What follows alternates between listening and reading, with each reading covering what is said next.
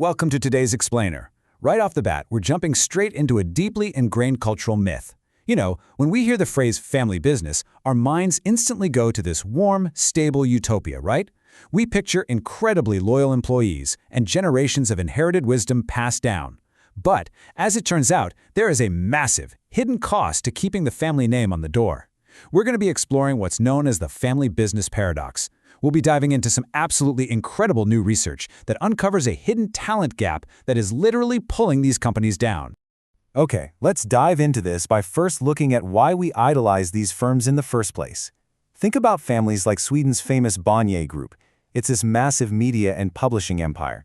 Get this, if you are lucky enough to be born into that family, you literally receive a set of Bonnier-branded building blocks right in your crib. It's a real tradition, and it's designed to instill a profound sense of moral purpose from day one.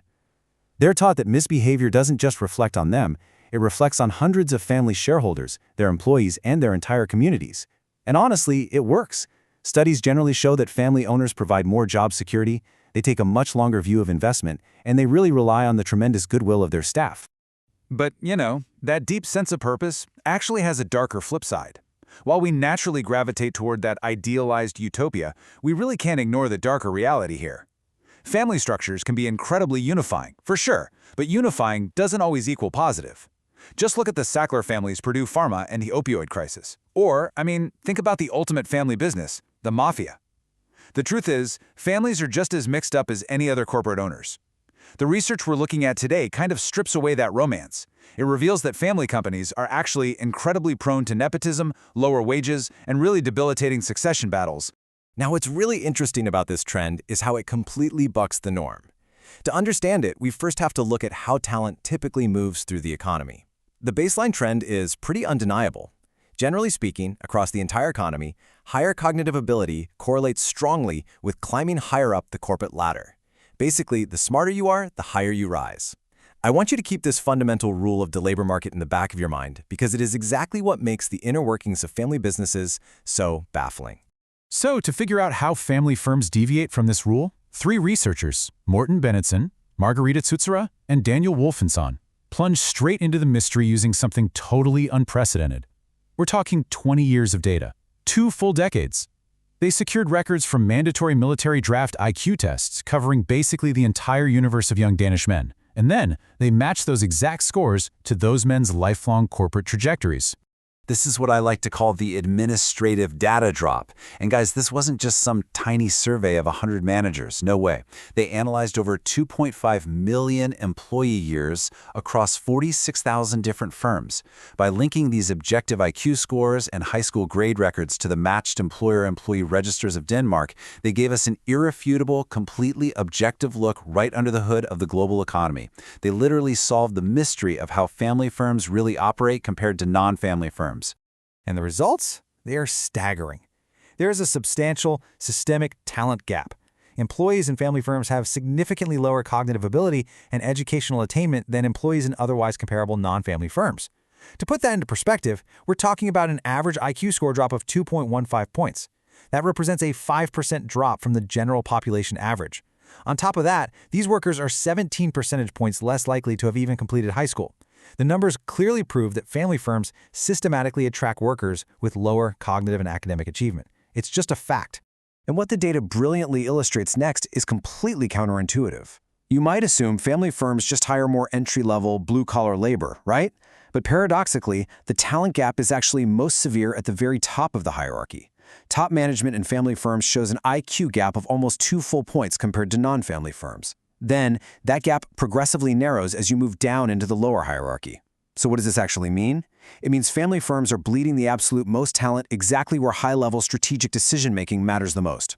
Which brings us to the million-dollar question, really for anyone running a business or anyone planning their career. Why? Why on earth does top-tier talent actively steer clear of family-controlled firms? What are the underlying, deeply human mechanisms that are driving this massive brain drain away from the family name? Well, the first mechanism is something researchers call the surname ceiling. Now, you've definitely heard of the glass ceiling, right? But this is an invisible barrier where career advancement is explicitly blocked for non-family staff. Ambitious, high IQ individuals are highly perceptive. They look around and realize that in a family business, the top spots are almost always reserved for people with the right last name, completely regardless of merit. Because top talent naturally expects to be promoted based on their abilities, this deeply ingrained nepotism repels them from even applying in the first place. The stark reality of this ceiling becomes super obvious when we predict where a worker should be in the hierarchy based purely on their objective qualifications. For controlling family members, their actual hierarchy position is significantly higher than their predicted position. Basically, they're artificially elevated. But for unrelated non-family employees, it is the exact opposite. Their actual position falls way below where their skills suggest they should be. Unrelated employees are systematically held back. So, if you're a brilliant outsider, the data shows your career is just going to be stifled. And holding back talent like that has a massive compounding effect. We already established that higher intelligence correlates with higher rank, but it also strongly dictates higher wages. Top talent naturally demands both authority and compensation. When a family business caps a worker's hierarchy rank through that surname ceiling, they are also artificially capping their earning potential. And that perfectly sets up the second mechanism that's driving all this talent away. So, the crucial point is this: the compensation penalty. You might initially assume family firms just pay lower wages on average because they hire lower-tier workers. But using a really advanced economic model to strip away outside variables and isolate an individual's specific value, researchers uncovered the exact compensation penalty. They found that family businesses actively refuse to pay market rates for high-ability workers. They don't just pay less on average, they actually pay you less for your exact, specific level of talent than a non-family firm would. Now, a skeptic might hear this and say, well, maybe family firms just happen to be in lower-paying industries, and that's what drives the talent away. Fair point. So, to absolutely prove it's the family structure itself that acts as their repellent, the researchers ran a brilliant field experiment at the University of Copenhagen. They created synthetic job postings where the pay, the amenities, and the firm size were identical across the board. The only variable they randomly changed was whether the job description said the firm was family-controlled or non-family. Then they simply measured which students wanted to apply. Let's move to the results and see how this builds into something truly stunning. When pay and amenities were held completely equal, low-achieving students actually preferred the family-owned firms, likely because they were seeking out that famous job security we talked about earlier. But high-achieving students, they reported significantly lower interest in the family firms. And here is the kicker. The more the job posting emphasized active family control, the more the top-tier applicants actively ran in the other direction. They literally didn't even want an interview. Which leaves us with this final, incredibly provocative thought. Is preserving the family name truly worth sacrificing top-tier talent? Whether you are a business owner deciding your succession plan or a job seeker evaluating your next major career move, this research changes everything. The surname ceiling is real, and the true cost of dynastic control is the intellectual horsepower of your company. I really hope this explainer gave you a powerful new lens to view the corporate world through. Definitely think about this the next time you see a family name on the tin. Thanks so much for joining me, and keep learning.